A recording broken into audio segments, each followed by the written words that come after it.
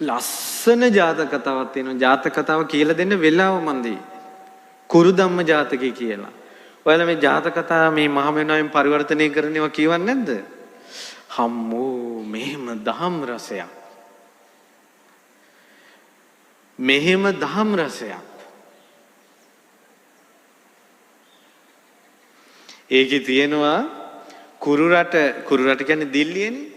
ඒ රාජ්‍යයේ සියලු දෙනා කුරු ධර්මය රකින්නවා. එක දෙයක් කියන්න. ඒ රටේ නගර සෝබනී කුරු ධර්මය රකින්නවා. නගර සෝබනී කියන්නේ ගණිකාව.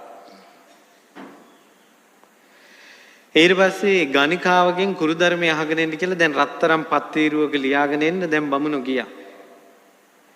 ගිහිල්ලා කියනවා මේ උඹගෙන් අපි ආවේ කුරු ධර්මය ලියා ගන්න. කිව්වා මට දෙන්න බෑ ඒක. මට සැකයක් තියෙනවා කිව්වා. මොකක්ද ඒ සැකේ? මට කහවණු 1000ක් දීලා ලස්සන තරුණෙක් ඇවිල්ලා අද රෑ ඔයා මාත් එක්ක ඉන්න ඕන කියලා මාව වෙන් කරගත්තා. ඊට පස්සේ ගමනක් ගියා එයා. ගිහිල්ලා ආවේ නෑ. පහවදාවේ නෑ. ඊට පහවදාවේ නෑ. මාසයක් ගියාවේ නෑ. මාස දෙකක් ගියාවේ නෑ. මං තවත් කෙනෙක්ගෙන් සල්ලි ගත්ත නිසා මං තව පිරිමියෙක් දිහා බැලුවේ නෑ. කිසි කෙනෙක්ගේ යෝජනාවකට කැමති වුණේ නෑ. ඇයි මං තව කෙනෙක්ගෙන් සල්ලි අරන්. ඔය විදිහට අවුරුදු 3ක් හිටියා කිව්වා මං අර පිරිමියා වෙනුවෙන්. මේ නගර සෝබනී කියන්නේ. ඊට පස්සේ ඉඳලා අවසානයේ කණ්ඩ බොන්න නැති වුණා. ඒ සල්ලි නෑ. ඊට මෙයා නඩුවක් දැම්මා රජයට. මෙහෙම පිරිමියෙක් ඇවිල්ලා මට කහවණු 1000ක් දුන්නා. එයා වෙනුවෙන් මං අවුරුදු 3ක් බලාගෙන හිටියා. මට කණ්ඩ නෑ බොන්න නෑ. මං ඊළඟට ගන්න තීරණේ නීතියෙන් දෙන්න කිව්වා. නීතියෙන් කිව්වා ඔබ අවුරුදු 3ක් ඉවසලා තියෙනවා. ඒ නිසා ඔබ සාධාරණයි.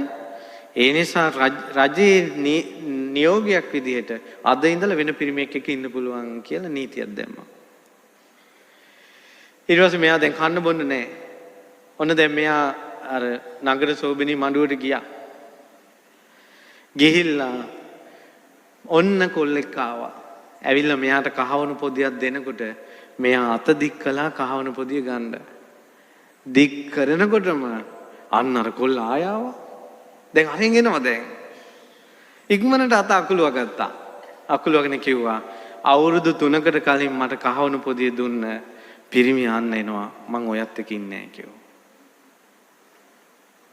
ඒ ආපු තරුණයාගේ ඇඟ අතුරුදහන් කරගෙන සක්‍ර දේවේන්ද්‍රයා මතුණා.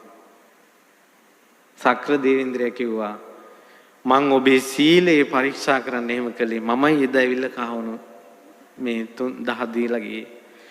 මිනිස්සුන්ට කිව්වා බවත්නි සීල් රැකපල්ලා මේ විදිහට කිව්වා. මට පුදුම හිතුණා. ඇයි පුදුම හිතුනේ? ඔය කතාවටත් වැඩිය. අද කාලේ ගෑනු ගැන. අර කහවණු නගර සෝබනියක් වෙලා කහවණු 1000ක් දීලා ඒක වෙනුවෙන් කිසි පිරිමියෙක් එක්ක ඉන්නේ නැත්තේ. මුන් කසාද බැඳලා අද කොලේ අස්සම් කරලා පෙරහැරි ගිහිල්ලා අර පූර්වේද පාර්වේද නැගලා එහෙම ඉද්දින් මේක රටගේ ඩිංගට මේ සමයන් නටනවනේ. වැඩට ගිය ඩිංගට සමයන් නටනවනේ. බාත්රූම් එකට ගිය ඩිංගට ටෙලිෆෝන් එකෙන් සමයන් නටනවනේ. තුච්ච ස්ත්‍රීන්. අහෝ එදා නගර සෝබනීගේ සීලේ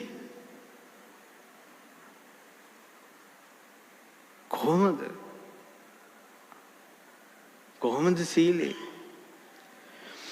එතකොට සීලේ අරටුවක් හොයනවා තියා අද සීලේ කියන එක මොකද්ද දන්නේ නැහැ.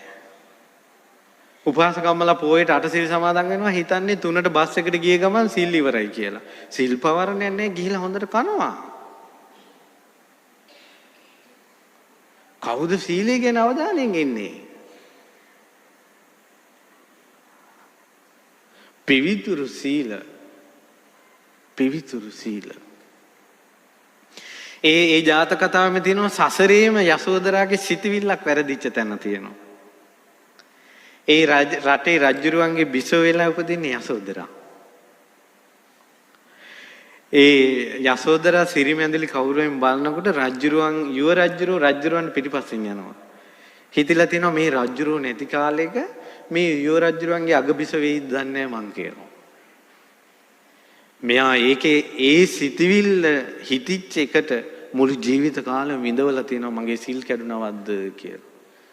අහෝ අද කාලේ මොනවද තියෙන්නේ?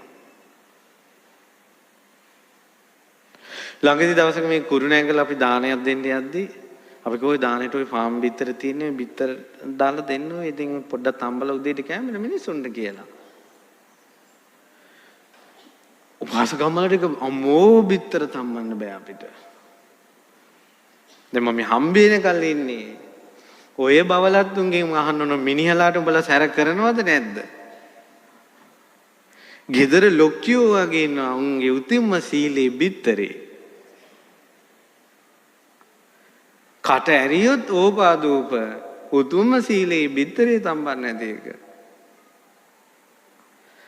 මේ ලෝක සත්වයා සාරයක් හොයාගෙන ඇවිල්ලා අහුවෙච්ච තැන නතර වෙනවා.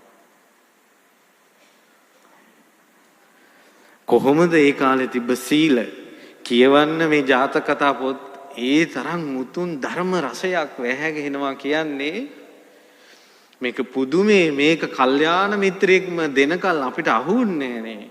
අහෝ කල්යාණ මිත්‍ර සම්පත්තිය කියන්නේ නම් ශ්‍රේෂ්ඨයි.